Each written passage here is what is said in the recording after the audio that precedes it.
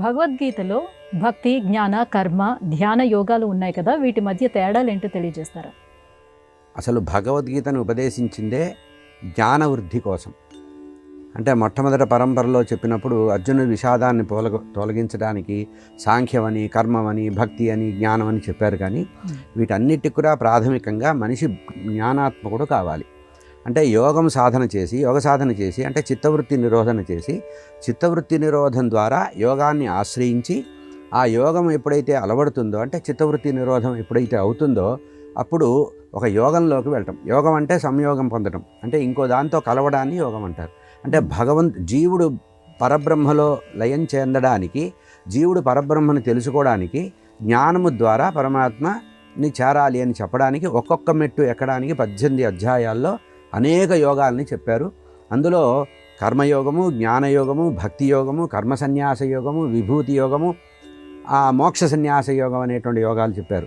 అంటే యోగం అంటే పరమాత్మతో సంయోగం చెందడం, చిత్తవృత్తిని నిరోధం చేసుకొని పరమాత్మ దగ్గరికి వెళ్ళడానికి, పరమాత్మని చేరేటువంటి ప్రయత్నమే యోగ సాధన. ఆ యోగ సాధన ద్వారా కర్మము ద్వారా పరమాత్మని చెందవచ్చు. కర్మని మళ్ళీ విభజించి చెప్పారు.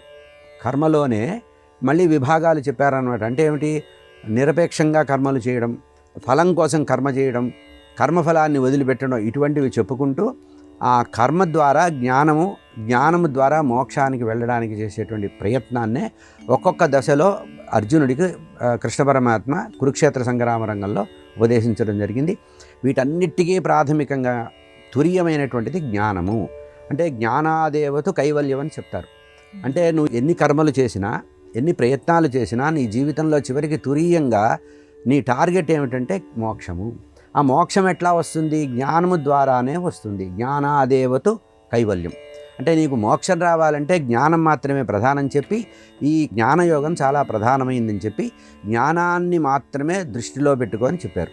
అదే దీనికి మీకు బాగా అర్థం కావాలంటే భగవద్గీతని భాగవతంతో సమన్వయం చేసుకోవాలి.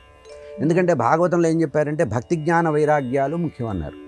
భక్తి జ్ఞాన వైరాగ్యాలకి మధ్యలో జ్ఞానం కనబడుతుంది. భక్తి, జ్ఞానము, వైరాగ్యం.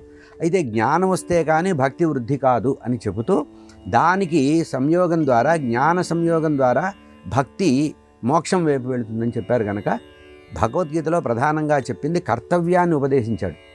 లేకపోతే యుద్ధభూమిలో వేదాంతం ఎవరు చెప్తారు? యుద్ధభూమిలో చెప్పాడు అంటే మనిషిని కర్తవ్య ఉన్ముఖుడిని చేయడానికి చెప్పింది. ఆ కర్తవ్య ఉన్ముఖుడిని చేస్తూ మధ్యలో జ్ఞానాన్ని చెప్పారు.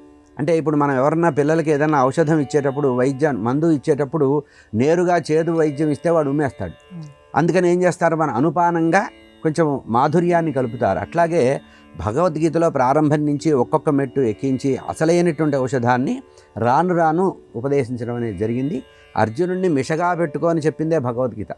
ఎందుకంటే బాగా ఆలోచిస్తే అక్కడ వక్త, శ్రోత ఇద్దరు జ్ఞానులే, ఇద్దరూ మహావిష్ణువు యొక్క అవతారమే. భాగవతంలో చెప్పిన నరనారాయణులు ఉన్నారు కదా, నరుడే అర్జునుడు, నారాయణుడే కృష్ణుడు. కనుక ఒకళ్ళు ఎక్కువ తక్కువ కాదు. మన అదృష్టం కొద్దీ అర్జునుడిని అడ్డం పెట్టుకొని చెప్తారు. ఇప్పుడు కూడా మనం ఇళ్లలో ఎప్పుడైనా ఎవరినైనా చక్కదిద్దాలంటే ఒక పిల్లవాడిని అడ్డం పెట్టుకొని పెద్దవాళ్ళని అనలేక పిల్లవాళ్ళ ద్వారా అంటుంటారు, చూసారా? అట్లా అర్జునుడి ద్వారా మన జీవులందరికీ కూడా జ్ఞానాన్ని ఉపదేశించడమే కృష్ణ పరమాత్మ యొక్క లక్ష్యం. కనుక జ్ఞానమే ప్రధానంగా చెప్పింది భగవద్గీత. అయితే ఇంకొక రకంగా చెప్పాలంటే కర్మ ప్రధానంగా చెప్పారు. అంటే కర్తవ్య దృష్టితో నువ్వు చేయవలసినటువంటి నీ డ్యూటీ నువ్వు చెయ్యి, ఫలితం నాకు వదిలి అని చెప్పడమే ఇతరత్రా చెప్పారు. కనుక భగవద్గీతలో జ్ఞానాత్మకంగా కూడా భగవద్గీతను అధ్యయనం చేయాలి. బహుముఖీనంగా ఉంటుంది భగవద్గీత.